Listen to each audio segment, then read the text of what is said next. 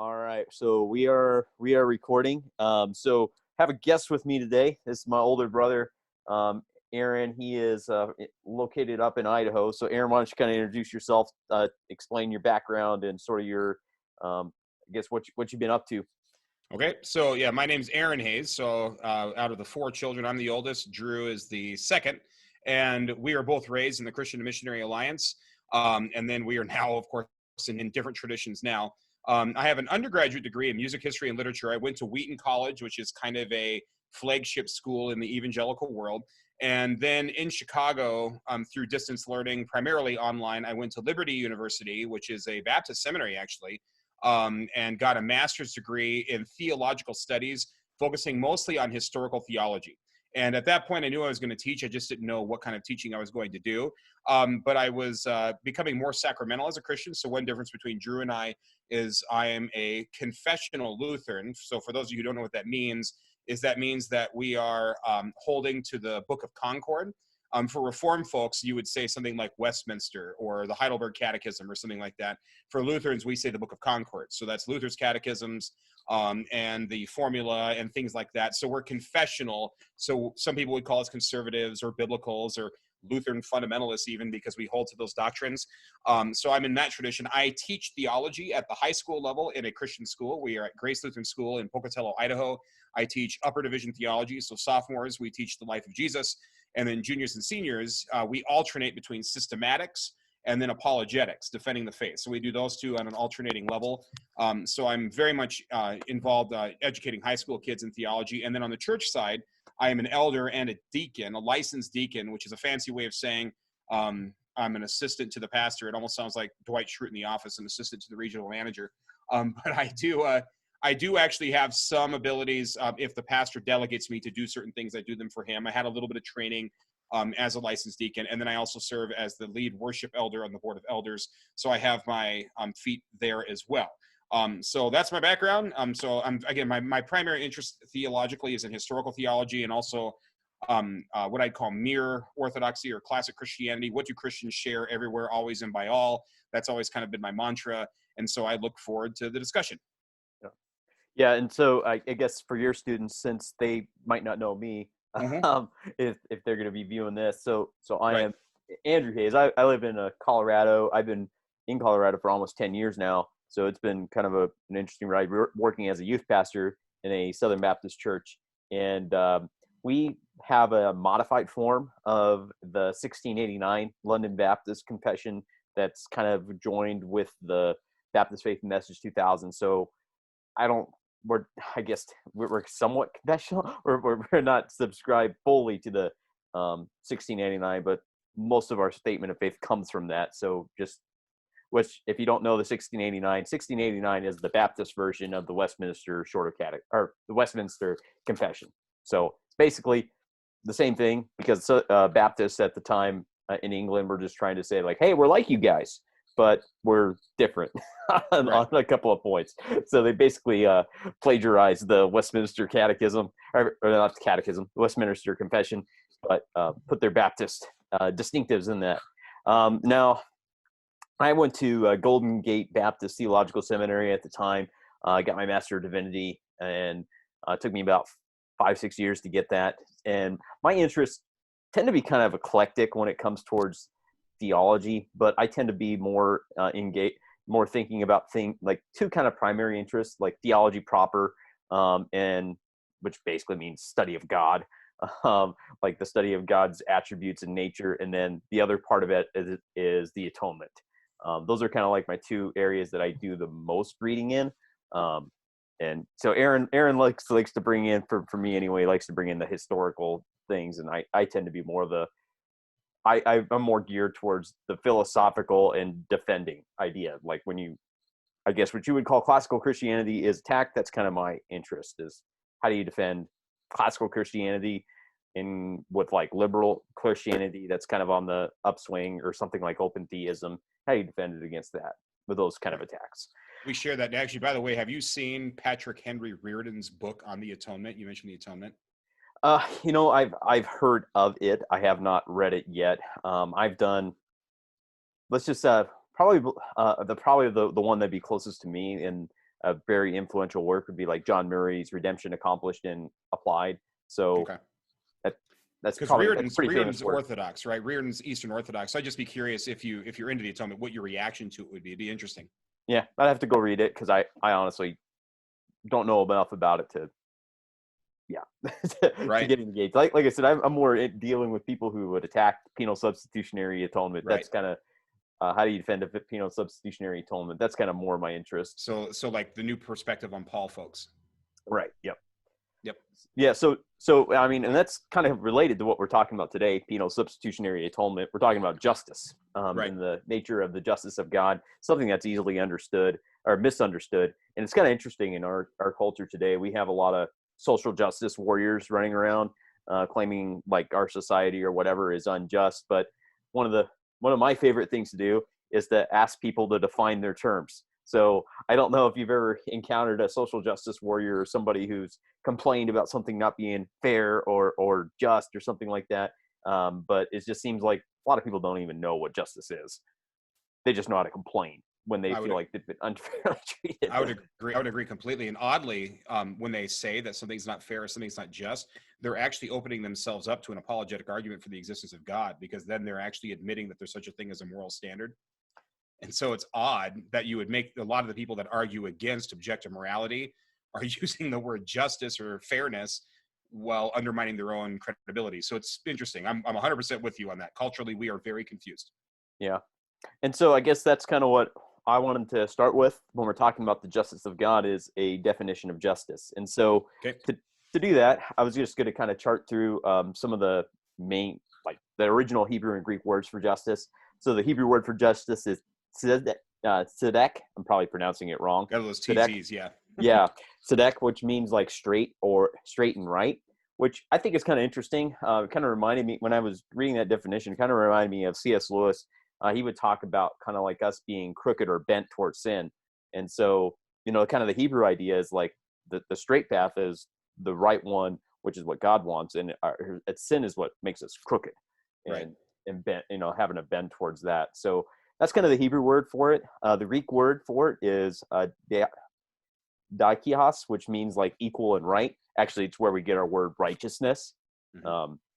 In the Latin, probably the one where we get our word justice in English, means what is right or should be right. So it could have either nuance to it. So when we say that God is just, I guess in your mind, what might be what's out of those terms, or kind of how might you kind of put those terms together to kind of give a definition of the justice of God? I would say that it's God acting according to his nature, that God is just. In other words, it's you've mentioned this in your previous videos that I've seen, that God is his attributes because he's simple. Mm-hmm. And so God, by definition, is justice personified.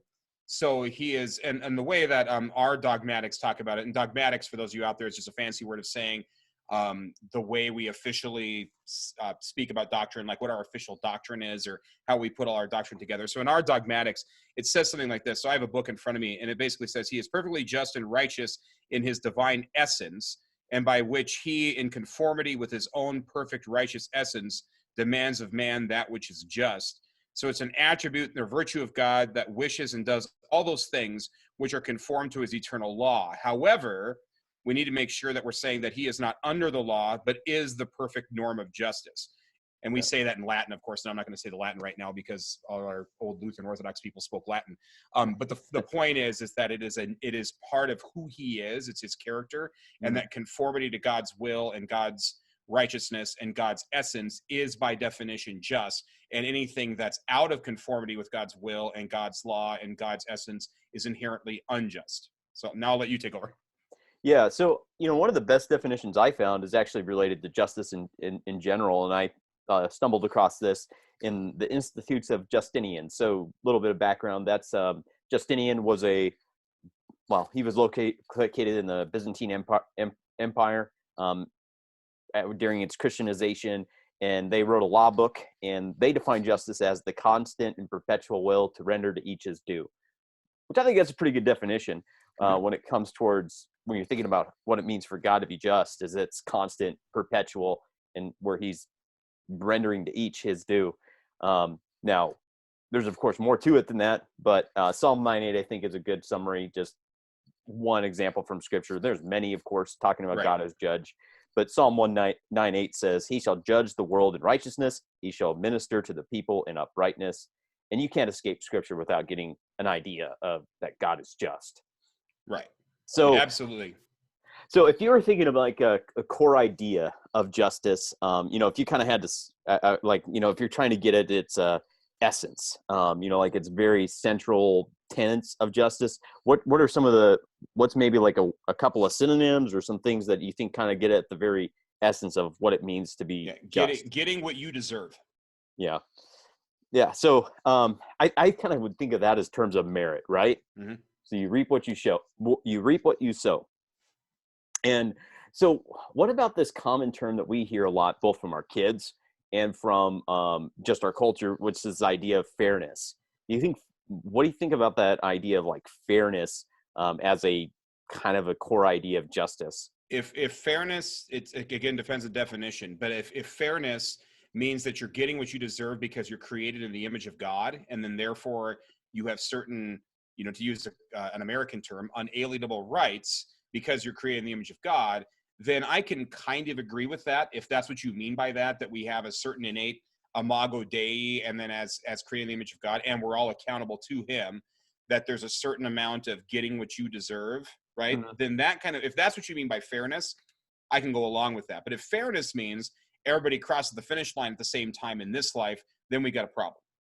Okay, so because some people, when they think fairness, they mean like temporal, whether it's economic opportunity or we all cross the finish line at the same time in terms of retirement and medical care and all those things. That's what they mean by fairness. Then we got a problem, because that's not going to work. But if fairness means we are all created in the image of God and we're all accountable to him, and we all have a certain value because of the imago Dei, then that's a different answer, if that makes sense.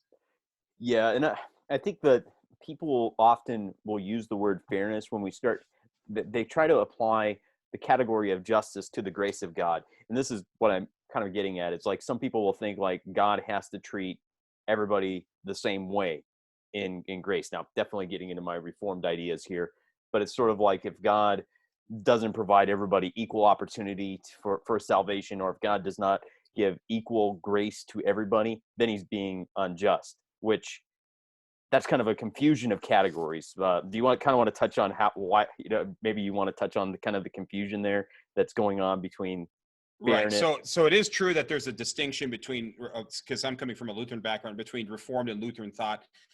We don't teach exactly the same thing. No, what we share, let's start with what we share. We share the monergistic idea that there's nothing we can do to save ourselves, that it's all an act of God, that it's all grace, that there's nothing, inherently good in my nature that's going to save me. That's something that we do share, right? That's a commonality. In Reformed circles, you'll call that total depravity. We tend to speak more in terms of bondage of the will. But it's a similar concept. Not we articulate it differently. So yes, the idea that there's kind of a grace offered, and that God should, because he's fair, give that to everybody the exact same way. I would say that not only is it a category error, but it's also putting the wrong person in charge. There's this kind of assumption with that idea that because I'm a human being and it doesn't seem fair to me, therefore God must be wrong. And that's kind of an odd thought, because it's the creature trying to judge the creator. So not only is it a category error, and we can debate a little bit, again, the difference Lutheran Reformed terminology in this, but regardless of that, even, I think it's a misunderstanding of creature and creator in that case, because you're basically saying, I wouldn't do it that way, therefore it's not fair. Right. Is that who we really are? That's an odd statement to me. Yeah, and I think the parable I go to that Jesus tells is the parable of the workers, where you have a landowner who goes into the workplace, hires people at like 8 a.m. and then noon and then 3 p.m. and then 5 p.m. and then at the end of the day he pays everybody the same amount. Right. And that's his money. Right.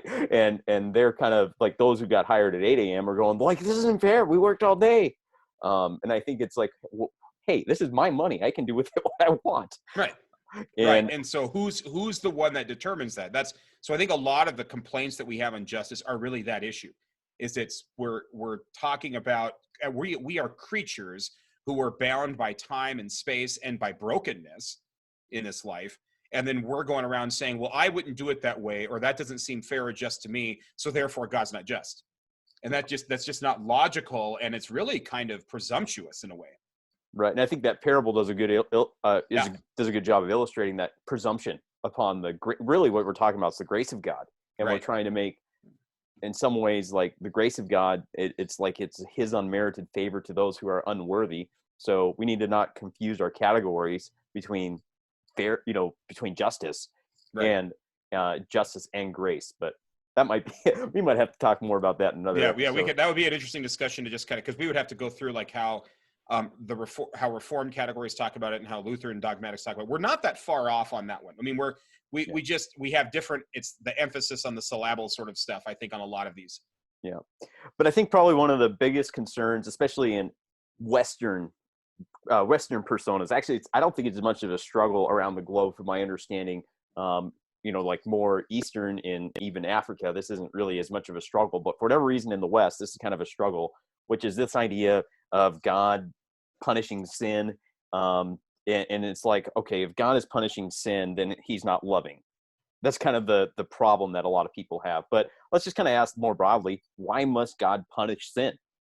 Like there's a kind of a necessary thing to that. So what might be a reason that comes to your mind when you think about God punishing sin to be just? Why must he do it? Because if God owns it and he makes the rules, which he does, then if he doesn't punish sin, then we have a problem, because that means God is either impotent, he is unable to do it, which is a problem because God is all powerful, of course. But it also means that eventually God does have an eternal no. Those who sin are actually breaking themselves. They're breaking his creation. They're breaking his universe. At some point, God says, enough. If he doesn't do that, then we're in a perpetual state of brokenness. And it's actually unloving for God to do so, because now God's actually letting his creatures suffer, not for a short period for growth or something, or a way of, a clinging them in this life or something like that. But if there is eternal suffering because he allows his creation, to be completely broke at all times, we have an eternally broken creation. You have a God that's pretty capricious, because he's basically setting people up for failure. That is not just. If we're talking about justice being righteousness or being conformity to God's nature, if God is allowing his universe to perpetually be broken, how does that jive with a God who is just? I just simply don't see it. Yeah, and I would say all of us, if we push people, I think they would begin to want God to be just. So, for example, you might kind of do some Socratic questioning or something like that, and go, okay, what about all those crimes that go unsolved and unpunished in this life? Right. Say that there's a murder that nobody could solve, or a rape that somebody got away with. Do we not want a settling of accounts? I mean, we want, there's a sense in which we're all like, we want something or someone out there to make things right, because that's not right that somebody did that sort of crime and got away with it. There's a great G.K. Chesterton quote where he says something along the lines, I'm paraphrasing, that children are naturally innocent and desire mercy, but adults being naturally wicked. No, they desire justice. Sorry. Children are naturally innocent and desire justice. Adults are naturally wicked and therefore desire mercy. Yeah, and I think that's pretty good, because we all know, like, and that's part of what Paul's argument is in Romans 1-3, is that even if we did not have the word of God, our conscience itself testifies that we have offended God. Oh, yeah. Romans 1, all those passages read, of course. Yeah, and so it's kind of like we all know that our consciences testify that we have violated God's law in various ways. Which, even if you had a pagan religion, they're sacrificing and doing things to appease the gods because they feel like they've wronged the gods. Right. They know something's not right. Something in the cosmic order is off. We all understand that. Yeah. And so I think there's so our conscience is testifying it, or kind of, we all desire it, I think, that settling of accounts, especially for those things that go unpunished or unsolved, or maybe we were treated unfairly or unjustly at work or something like that. And there's nothing anybody can do legally. There's like, this isn't right. We want something. Well, or even crimes against humanity. I mean, think about Stalin. Did Stalin really ever face justice in this life? did Mao or did Kim Jong-il in North Korea, did they ever face justice in this life? Well, and even yeah, I mean, and probably one of the more other ones too is even Hitler, right? Yeah. He commits suicide. Come on, it's like that's it. He never Um, faced trial. He never had to face it, come to account. So if we believe that God just forgives everybody, we get a problem. I mean, in our local demographic here, it's interesting. In East Idaho, we're surrounded by a strong LDS population who believes in like different levels of heaven. I mean, in their theology, people like Hitler and Stalin end up in the lower heaven.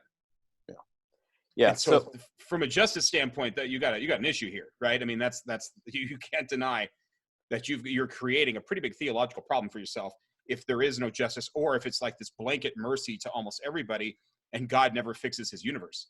right, yeah, and that's kind of like the whole like means that God is serious about sin. Like he takes Mm-hmm. it serious. It's not a flippant affair, which is kind of why like I think when we start talking about justification, which that probably be later when we are justified before God because of Christ's righteousness, and okay, so when we start talking about that, the only way we can do that is through Christ. If God could just simply forgive sins, then sin really is not all that serious. It's just like, I'm just going to kind of turn a blind eye to it.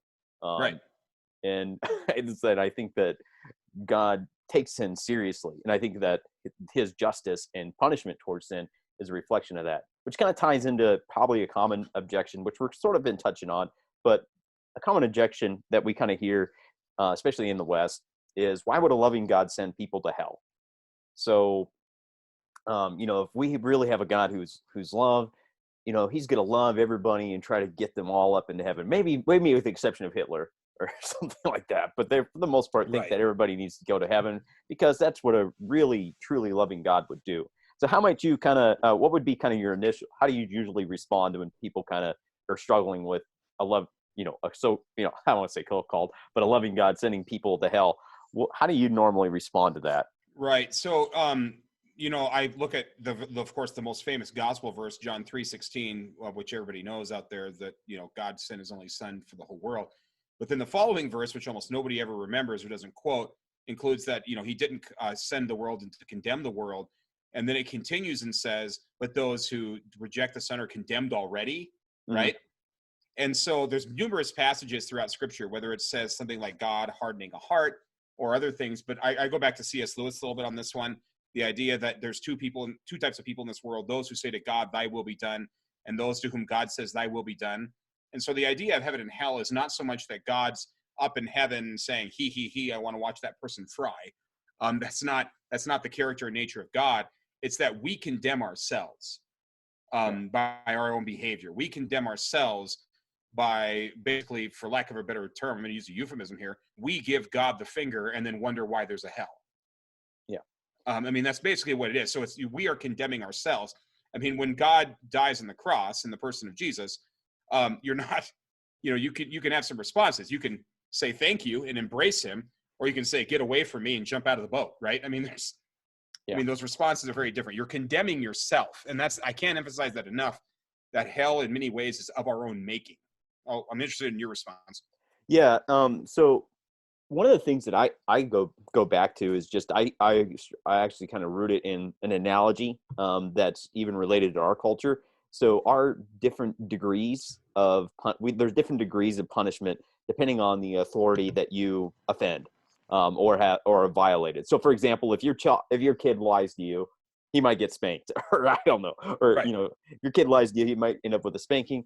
You lie to a school administrator, its consequences might be a little more severe. You might be suspended, expelled, or I don't know, depending on the nature of the lie.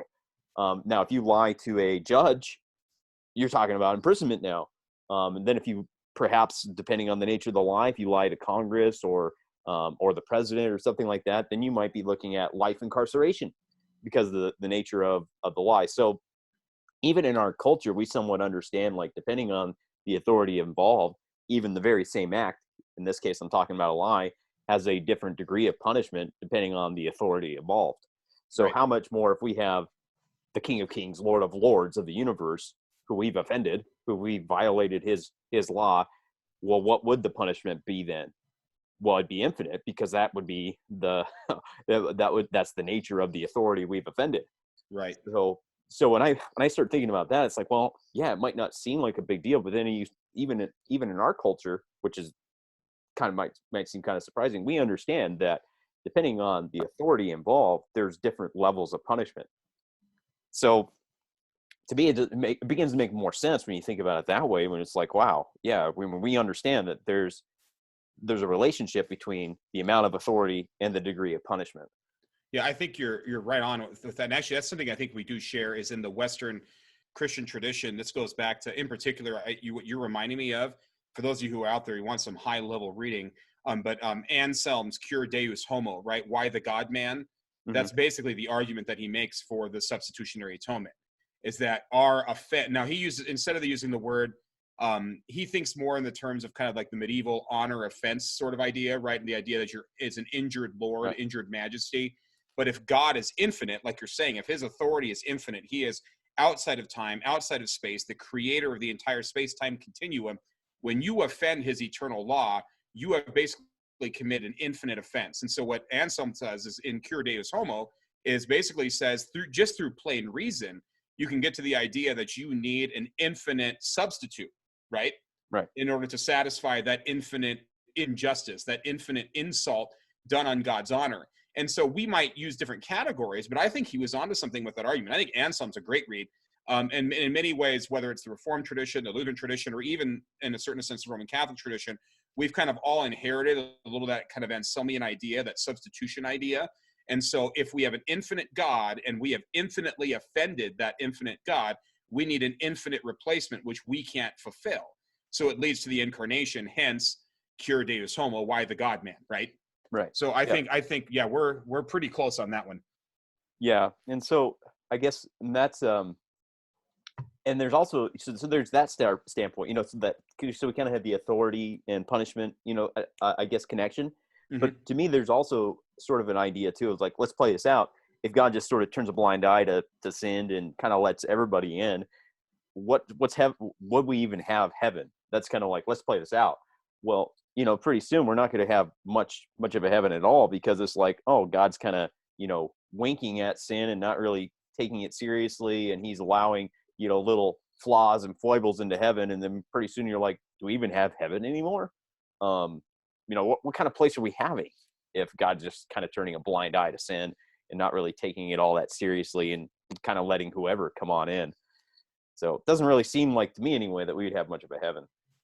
No, I agree, because then you have, heaven is supposed to be perfect blessedness and righteousness, perfect repose, where you're not in a state of, you're never bored, you're never annoyed. It's weird to think about the idea of being perfect rest, and God might have us do stuff. It's not like we're going to be just standing around. We're praising God and other things, but if we think about heaven, if heaven and hell are meeting, which is this might be an interesting theological discussion in a way, because when Jesus says, repent for the kingdom of God is at hand, we kind of have a mixture of heaven and hell right now. Right. We kind of have that mixture of where God has already won. He's defeated sin, death, and the devil on the cross and the resurrection. But there's also kind of a not yet. And we still experience things like, natural disasters and COVID-19 and pestilence. Or, we still experience kind of the hellish side of things and the heavenly side of things in church and in his word and other things. We kind of experience both at the same time. So we experience the mixture of heaven and hell right now. Why would we want that to continue in the next life? Because that means there's no solutions, right? Right. Yeah. And it's just sort of, and I think the other thing that we hadn't touched on yet is the simplicity of God, and that's, right. We're kind of pitting God's loving nature or his loving attribute against his just attribute. And so it's also, when we do that, we are actually, going against the simplicity of God, because God is never at conflict within himself. No, that's why that question, can God build a rock so big that he couldn't move it, is a ridiculous question, because you're basically setting God's omnipotence against himself. That's you're not understanding what that means if that's the case. Right. And so it's like, where are we going to get our definition? Are we going to get our definition of what love and justice is based upon God and his character and his nature, or are we going to base it upon our own understandings of justice and love? And I think you were kind of touching on this earlier.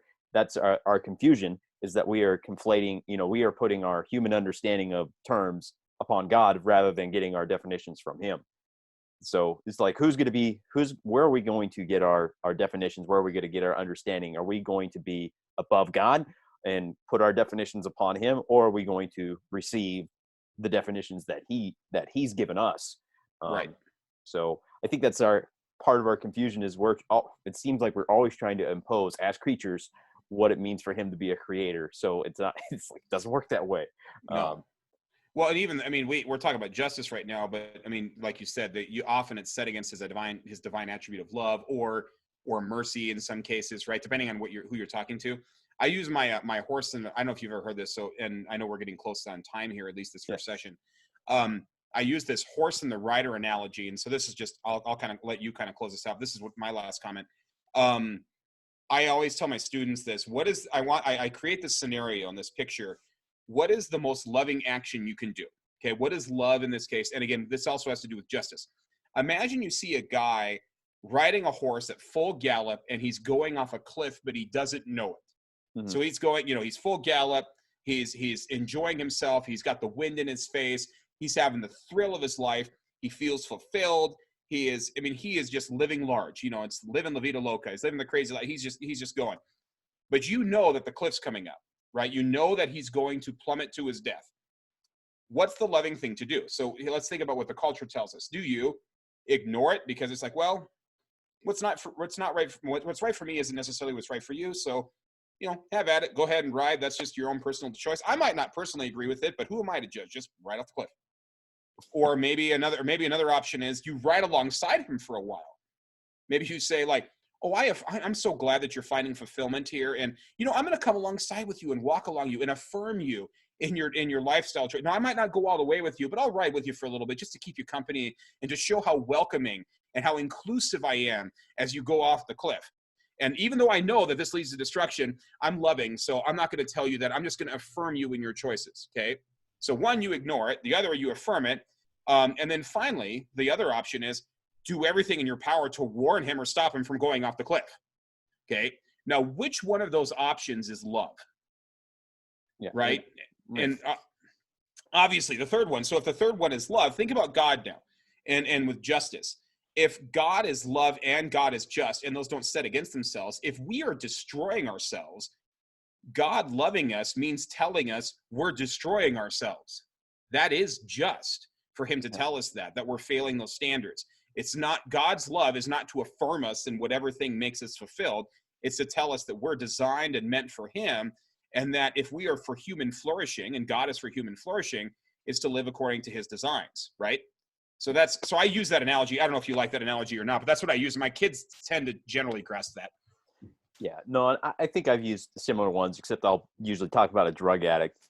How do you deal with a drug addict? Is it loving to go, I'm so happy that, heroin's making you feel so good. Let me get you some more. Yeah.